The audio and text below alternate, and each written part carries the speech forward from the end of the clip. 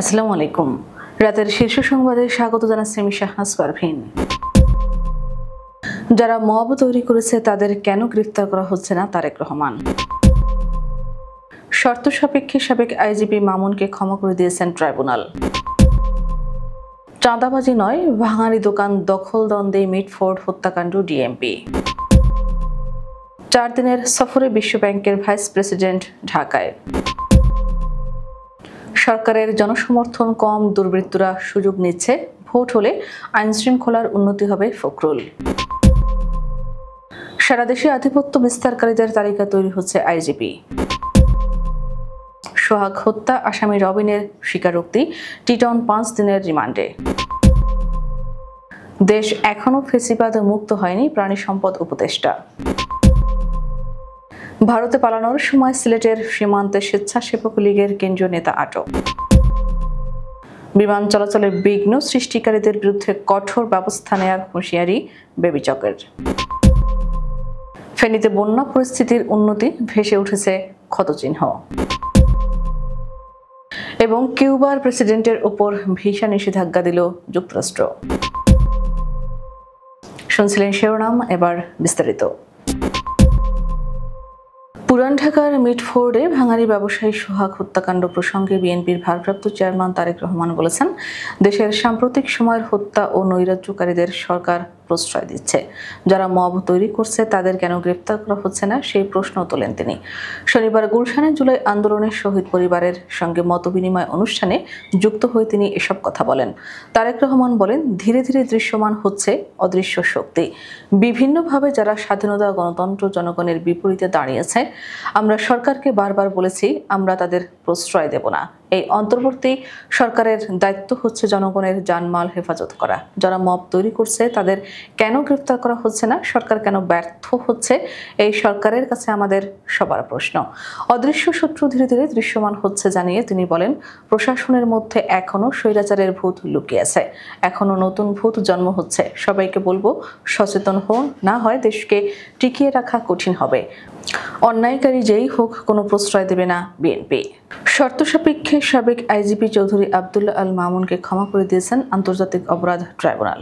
জুলাই গণহত্যা মামলায় নিজের দায় স্বীকার করে রাজসাক্ষী হওয়ায় ট্রাইব্যুনাল এই সিদ্ধান্ত নেন। শর্ত অনুযায়ী তাকে নিজের ও তার সঙ্গীদের অপরাধের বিষয় ট্রাইব্যুনালে তুলে ধরতে হবে। একই সঙ্গে নিরাপত্তার স্বার্থে তাকে কারাগারে অন্য বন্দীদের সঙ্গে না রেখে আলাদা জায়গায় রাখতে আদেশ দেওয়া হয়েছে। এ বিষয়ে ট্রাইব্যুনালের আদেশের লিখিত অনুলিপি শনিবার প্রকাশ করা হয়েছে। গত 10 জুলাই ট্রাইব্যুনাল আদেশ দিয়েছিলেন। রাজধানীর মিটফোর্ড এলাকায় প্রকাশ্যে ব্যবসায়ী লালচাঁদ সোহাগকে নৃশংসভাবে হত্যার ঘটনার তদন্তের নতুন তথ্য উঠে এসেছে। ঢাকা মহানগর পুলিশে জানিয়েছে, এই হত্যাকাণ্ড চাঁদাবাজির কারণে নয়, বরং ভাঙারির একটি দোকানের মালিকানা ও আয় ব্যয় নিয়ে বিরোধের ফলাফল। শনিবার লালবাগ বিভাগের উপপুলিশ কমিশনার মোহাম্মদ জসিম উদ্দিন এক ব্রিফিংয়ে বলেন, দোকানের দখল ও অর্থনৈতিক দ্বন্দ্বই এই হত্যার মূল কারণ। এখনো পর্যন্ত চাঁদাবাজির কোনো প্রমাণ মেলেনি। তিনি জানান, সিসিটিভি ফুটেজ বিশ্লেষণ করে 5 সন্দেহভাজনকে আটক করা হয়েছে। মামলার 1 নম্বর আসামি মাহিন সহ অন্যান্যদের জিজ্ঞাসাবাদ করা হচ্ছে। ডিসি জসিম উদ্দিন যোগ করেন, প্রাথমিকভাবে এটি একটি ব্যবসায়িক দ্বন্দ্ব। 4 দিনের সফরে ঢাকায় এসেছেন বিশ্বব্যাংকের দক্ষিণ এশিয়া অঞ্চলের নতুন ভাইস প্রেসিডেন্ট জোহানেস জাট। শনিবার তিনি ঢাকায় আসেন। সফরকালে জোহানেস জাট অন্তর্বর্তীকালীন সরকারের প্রধান উপদেষ্টা, অর্থ উপদেষ্টা, বাংলাদেশ ব্যাংকের গভর্নর সহ সরকারের নীতি নির্ধারক ও বেসরকারি খাতের প্রতিনিধিদের সঙ্গে বৈঠক করবেন। এক বিবৃতিতে বিশ্বব্যাংকের ভাইস প্রেসিডেন্ট জানান, বাংলাদেশি জনগণের স্থিতিস্থাপকতা, সৃজনশীলতা এবং তাদের সন্তানদের জন্য একটি উন্নত ভবিষ্যৎ গড়ে তোলার ক্ষেত্রে তাদের দৃঢ় সংকল্প দেখে আমি সবসময় মুগ্ধ হয়েছি। বিএনপির মহাসচিব মির্জা ফখরুল ইসলাম আলমগীর বলেছেন, নির্বাচন হচ্ছে না বলেই দেশে আইনশৃঙ্খলা পরিস্থিতির অবনতি হচ্ছে, দুর্নীতি বাড়ছে, দুর্বৃত্তরা সুযোগ নিচ্ছে। কারণ এই সরকারের পেছনে সেরকম জনসমর্থন নেই। নির্বাচিত সরকার আসলে তা নিঃসন্দেহে শক্তিশালী হবে। শনিবার রাজধানীর একটি হোটেলে জুলাই অভ্যুত্থানে নিহত ব্যক্তিদের পরিবারের সাথে মতবিনিময় সভায় একথা বলেন তিনি। বিএনপি মহাসচিব বলেন, বিএনপি কোনোদিনই অন্যায়কে সমর্থন করে না। সুষ্ঠু তদন্ত করে অভিযুক্তদের বিচার করতে হবে। হবে, তা না হলে অন্তর্বর্তী সরকারকে জাতি ক্ষমা করবে না। এ সময় অভ্যুত্থানের নিহতদের পরিবারকে ক্ষতিপূরণ ও আহতদের পুনর্বাসনে সরকার পুরোপুরি ব্যর্থ বলেও মন্তব্য করেন তিনি। বাংলাদেশ পুলিশের মহাপরিদর্শক বাহারুল আলম বলেছেন, সারা দেশে বিশেষ করে ঢাকায় আধিপত্য বিস্তারকারীদের তালিকা তৈরির কাজ চলছে। শনিবার দুপুরে পুরান ঢাকার মিল ব্যারাকে অবস্থিত ঢাকা জেলা পুলিশ লাইন ও ট্রাফিক অ্যান্ড ড্রাইভিং স্কুল পরিদর্শন শেষে তিনি একথা জানান। বাহারুল আলম বলেন, সার্বিক আইনশৃঙ্খলা পরিস্থিতি উন্নয়নে দেশের রাজনৈতিক দলগুলোর ভূমিকাও গুরুত্বপূর্ণ। এক্ষেত্রে তাদের সহযোগিতা দরকার। তিনি আরো বলেন, গণ অভ্যুত্থানের পর এখনও পুলিশ বাহিনীর মনোবল দুর্বল, যার ফলে তারা শতভাগ কাজ করতে পারছে না।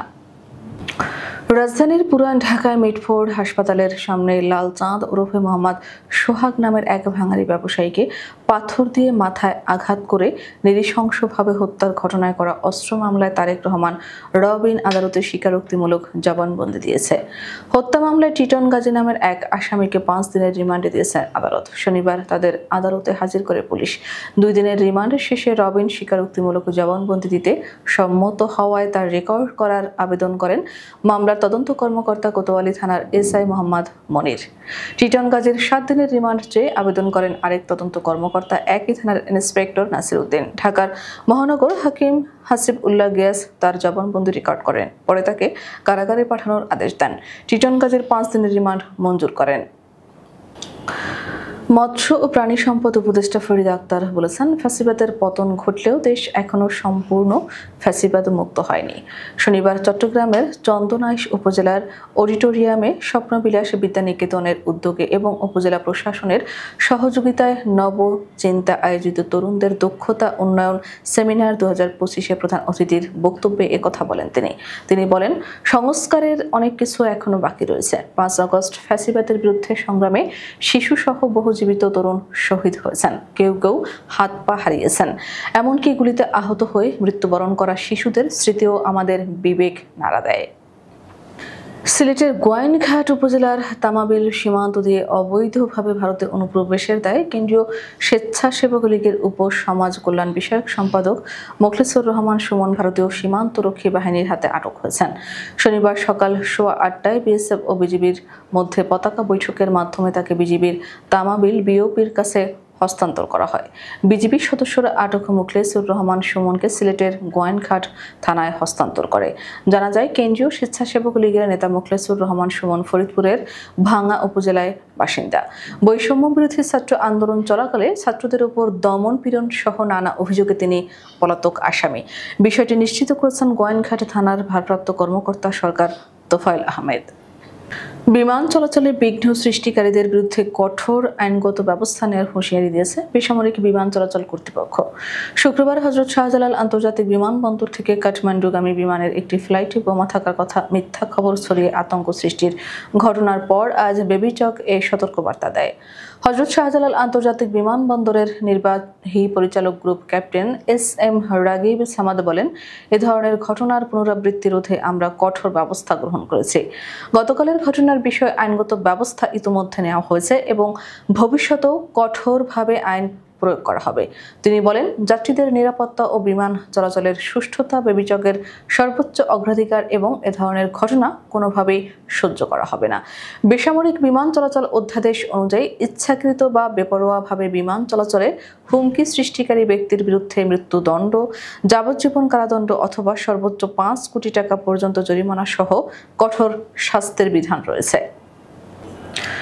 স্মরণকালের ভয়াবহ বন্যার বছর না পেরোতেই ফের পানিতে ডুবেছে ফেনীর জনপদ। বন্যা কবলিত নিম্নাঞ্চল ও নদী তীরবর্তী এলাকায় পরিস্থিতি ধীরে ধীরে স্বাভাবিক হচ্ছে। জেলার ছাগলনাইয়া, ফেনী সদর ও দাগনভূঞা উপজেলার কিছু অংশে লোকালয়ে এখনও পানি থাকলেও অন্য 2 উপজেলার বেশিরভাগ এলাকায় বন্যার পানি নামতে শুরু করেছে। দুর্গত এলাকায় পানি নামার সঙ্গে ভেসে উঠেছে ক্ষতচিহ্ন। অনেক এলাকায় খাদ্য ও নিরাপদ পানির সংকটে বানভাসী মানুষের ভোগান্তি এখনও কমেনি। মানবাধিকার লঙ্ঘনের অভিযোগ এনে কিউবার প্রেসিডেন্ট মিগেল দিয়াজ কানেলের ওপর ভিসা নিষেধাজ্ঞা আরোপ করেছে যুক্তরাষ্ট্র। শনিবার মার্কিন গণমাধ্যম এপি এর এক প্রতিবেদনে এ তথ্য জানানো হয়েছে। প্রতিবেদনে বলা হয়েছে, 2021 সালের হাভানায় রাজনৈতিক বিরোধীদের দমন পীড়নের অভিযোগে এই নিষেধাজ্ঞা দেওয়া হয়েছে। প্রতিরক্ষা মন্ত্রী আলভারো লোপেজ মিওরা ও স্বরাষ্ট্রমন্ত্রী লাজারো আলবার্তো আলভারেজ কাসাসকেও ব্ল্যাকলিস্ট করা হয়েছে। তিনি লিখেন, কিউবান সরকারের প্রতিবাদকারীদের উপর নির্মম দমন পীড়নের 4 বছর পূর্তিতে যুক্তরাষ্ট্র পররাষ্ট্র দপ্তর কিউবান শাসকদের ও তাদের সহযোগীদের উপর ভিসা নিষেধাজ্ঞা আরোপ করছে। আমাদের আগামীকাল দুপুরের শীর্ষ সংবাদ দেখার আমন্ত্রণ জানিয়ে এখনকার মতো বিদায় নিচ্ছি। দর্শক, ভিডিওটি শেষ পর্যন্ত দেখার জন্য আপনাকে অসংখ্য ধন্যবাদ। নিত্য নতুন সংবাদ পেতে আমাদের ইউটিউব চ্যানেলটি সাবস্ক্রাইব করুন ও নিয়মিত নোটিফিকেশন পেতে বেল বাটনটি ক্লিক করুন এবং আমাদের ফেসবুক পেজটিতে লাইক করুন। এছাড়াও আমাদের ভিডিওতে লাইক দিয়ে শেয়ার করুন। আল্লাহ হাফেজ।